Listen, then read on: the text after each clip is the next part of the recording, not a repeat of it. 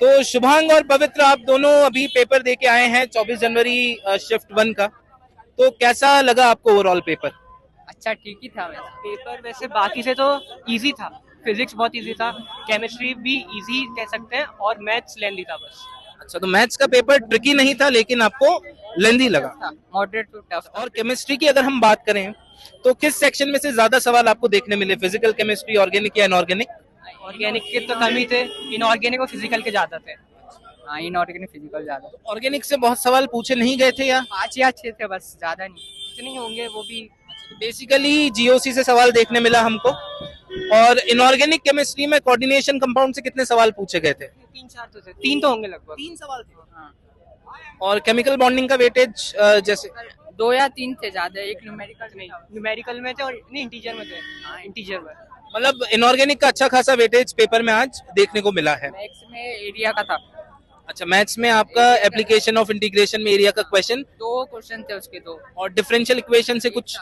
दो थे, 2 और और डिफरेंशिएशन इक्वेशन का दोनों को मिला के लिया था। अच्छा, और 3D और वेक्टर्स का ओवरऑल वेटेज किस तरीके का था? ज्यादा थे, 2-3 क्वेश्चन थे उसके। वेक्टर के क्वेश्चन थे उसमें। और अगर मैं पूछूं प्रोबेबिलिटी और पीएनसी से कितने क्वेश्चंस थे? पीएनसी का मेरे को शायद दिखा नहीं, लेकिन प्रोबेबिलिटी का था उसमें।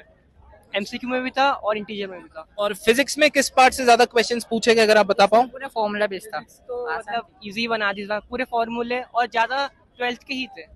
पीवाई के थे, पूरे पीवाई के। 2 क्वेश्चन एकदम फुल रिपीटेड भी थे, एकदम सेम आंसर। तो मतलब अगर किसी बच्चे को अगली शिफ्ट में अच्छे नंबर लाने हैं तो इम्पोर्टेंट है कि वो जो अगले 2-3 दिन का गैप है उसमें जितने पीवाईक्यूज फिजिक्स में कर पाए उनके लिए हेल्प होगी।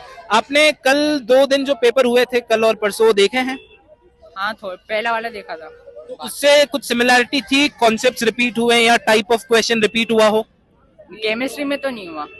मेन तो ऐसा था, सब लोग मतलब रिएक्शन वीडियो में भी कह रहे थे कि जो पुराने पीवाईक्यू आ रहे हैं या फिर हाई वेटेज चैप्टर उसमें से कुछ आ ही नहीं रहा है। तो ऐसा फिजिक्स में भी ऐसा हुआ कि जो हाई वेटेज कैपेसिटेंस वाला, उसमें एक क्वेश्चन था, वो भी बहुत इजी था, रेजिस्टेंस का। लेकिन ऐसा हाई वेटेज वाले भी नहीं आए उतने, मतलब थर्मोडायनेमिक्स से ज्यादा आए थे। और केमिकल इक्विलिब्रियम या आयनिक इक्विलिब्रियम से कोई सवाल? इक्विलिब्रियम में आए थे 2 या 3 आए थे। किस तरीके का सवाल था अगर आप थोड़ा बता पाओ? स्पी सॉल्युबिलिटी। अच्छा, तो आज सॉल्युबिलिटी पूछ लिया उन्होंने।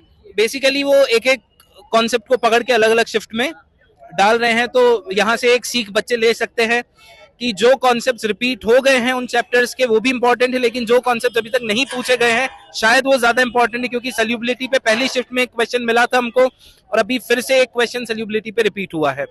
तो शुभांक और पवित्र, थैंक यू सो मच बात करने के लिए और ऑल द बेस्ट आपको। ठीक है।